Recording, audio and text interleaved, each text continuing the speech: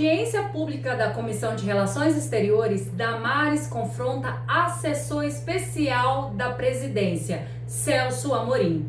Assista comigo a este vídeo. Embaixador Celso Amorim, eu acho que o senhor já percebeu que nós temos na casa hoje uma oposição inteligente, sensata e uma oposição muito séria.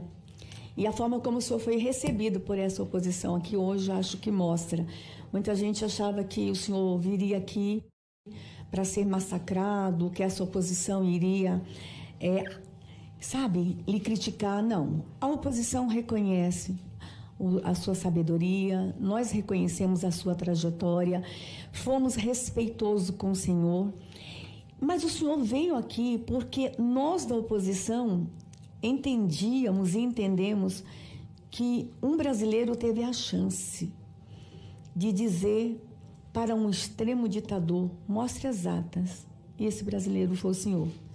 Especialmente, desculpa, embaixador, é que eu sou movida pelo extremo amor às crianças e movida por uma extrema repulsa a um ditador aqui do continente, e talvez as minhas palavras soem como ásperas, mas não, é extremo amor às crianças e extrema repulsa porque eu tenho crianças na Venezuela que atravessaram as fronteiras sozinhas. Pergunta ao Irã, nós temos crianças sozinhas nos abrigos de Roraima, um país em que suas crianças fogem de um ditador. A gente precisa ter uma atenção muito especial a este país e ao que esse ditador está fazendo. Um ditador que tem como bandeira de paz, prisão e sangue. Inclusive, embaixador, eu tenho contato com comunidades religiosas do país. Adolescentes com autismo foram presos agora, semana passada. A gente precisa rever isso, a gente precisa ver isso. Meninos com autismo sendo presos porque protestaram. Mas é só o que é o caráter daquele ditador sanguinário. E aí, o senhor está aqui porque nós tivemos um brasileiro que entrou quando outros observadores não puderam entrar na eleição. E a gente queria muito ouvir isso. O senhor teve a oportunidade de dizer para o ditador: apresente as atas. E era só isso que a gente queria. O senhor é um homem sensato, a gente sabe disso. O senhor é um homem respeitado por muitos líderes mundiais. E o senhor tem essa oportunidade de dizer para ele: põe fim a essa tensão, mostre as atas. E quando ele mostrar as atas, embaixador, uma fala sua vai cair. Aquele país não está dividido. A gente sabe que mais de 70% das pessoas o rejeitaram. Não há uma divisão meio a meio. 70% não quer. Com certeza. Então, a gente queria lhe ouvir. O senhor teve essa oportunidade de dizer: para de tensionar. O senhor conseguiu fazer isso, o senhor tem essa motivação. Talvez não seja a sua atribuição, mas o senhor é um homem ouvido por líderes. E aí, era isso que nós queríamos ouvir aqui. E saiam felizes dessa audiência porque a extrema esquerda reconhece que precisamos de um prazo. Até quando o governo vai esperar a apresentação dessas atas ou não? E eu quero só terminar aqui a minha fala fazendo uma homenagem a uma líder feminina no continente. Nós que somos mulheres que lutamos tanto por mulheres na política, senador Celso Amorim, nós estamos vivendo um momento histórico. Uma mulher teve coragem de enfrentar um sistema. E Corina precisa sim ser homenageada por nós, mesmo que algumas mulheres não concordem com a posição política dela. Nós temos uma mulher muito corajosa no continente que merece todo o nosso respeito. E por último, embaixador, só aqui para a extrema esquerda, porque eles me chamam tanto de extrema direita, então eu me sinto à vontade de chamá-los de extrema esquerda. O Brasil não perdeu protagonismo no governo passado. Eu fui a ministra de Direitos Humanos, não sei se o senhor sabe. Eu estive em todos os fóruns internacionais. E meu maior problema nos fóruns eram as tais reuniões bilaterais. Todos os países queriam falar comigo. Fomos candidatos à Comissão de Direitos Humanos e ganhamos no 2020 com recorde de votos. Está aqui a ministra Tereza, a ex-ministra. Quantos comércios internacionais você abriu, Tereza? Dezenas e dezenas. Como é que esse discurso ainda se sustenta que o Brasil esteve isolado no governo passado? Não. Eu acho que a gente vai ter uma audiência pública logo aqui nessa comissão e mostrar que nós não estivemos isolados. Nós não falamos com ditadores no governo anterior, mas nós não estivemos isolados. Pelo contrário, nós caminhamos muito em parceria com grandes nações. E por último, só uma pergunta. Eu fiz 2. Quando eu cheguei, o senhor estava fazendo uma ácida crítica à OEA. Mas quem tirou a Venezuela da OEA foi o Maduro. A pergunta é, algum movimento de que o Brasil se retire da OEA? Algum conselho ao atual governo para que o Brasil se retire da OEA? Ou foi uma impressão minha, porque eu cheguei já no final de sua fala? Obrigada. E eu registro aqui todo o meu respeito e admiração pelo seu trabalho, tá?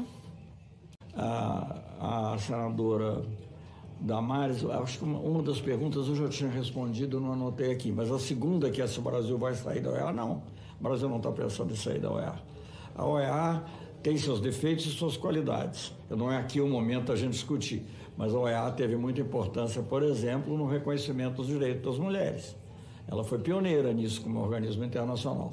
Então já seria um motivo suficiente para a gente continuar. Agora, ela também participou recentemente na história, de ações muito duvidosas, como foi o golpe de Estado na Bolívia, na minha opinião.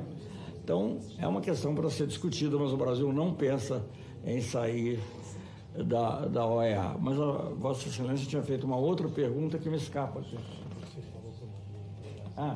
Se eu falei com o Maduro. Sim, eu estive com ele no dia seguinte da eleição e depois de uma conversa inicial mais genérica, né, até para criar um ambiente minimamente favorável, eu insisti na importância da entrega das datas e ele me disse, o Aldo estava presente, mas se dirigindo a mim, e na presença do presidente da Assembleia, ele disse, elas sairão nos próximos dias. Eu passo daí para a questão do prazo, que acho que foi a última que foi colocada. Eu aprendi que na diplomacia não se estabelecem prazos. Eles podem até ser usados em alguns momentos, mas não são verdadeiros. São apenas um estímulo a que as coisas possam acontecer. Eu acho que não adianta nada eu fazer um prazo hoje e depois de amanhã descobrir que as coisas estão evoluindo, mas que vão tomar mais tempo. Eu participei de inúmeras negociações internacionais do mais variado tipo, mas digamos negociações econômicas, em que os prazos finais eram estourados seguidamente. A gente não podia dizer, então vamos parar porque o prazo acabou. Então, eu acho que nós estamos chegando a um ponto que é preciso sentir uma evolução real. Eu tenho dito isso, repetido, o presidente Lula disse, mas eu acho que seria leviano dizer, olha, se até domingo não aparecerem as atas, nós vamos... E se na segunda-feira a gente perceber que tem alguma coisa? Eu vou dizer não, porque eu tinha dito que era no domingo. Então, eu acho que nessas coisas a gente tem que ter um pouco de cuidado. Mas é claro que não é uma coisa para sempre. Agora, eu queria lembrar um ponto, só que eu acho que foi esquecido aqui, por mim também, e que é muito importante.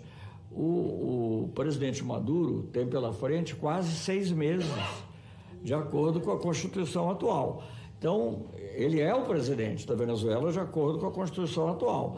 E o que nós queremos é que, qualquer que seja a solução, que esses 6 meses não se transformem, não ofereçam um palco para violência de um lado ou de outro. Criticamos e criticaremos os direitos humanos, mas temos que a violação dos direitos humanos, mas temos que trabalhar de uma maneira eficaz.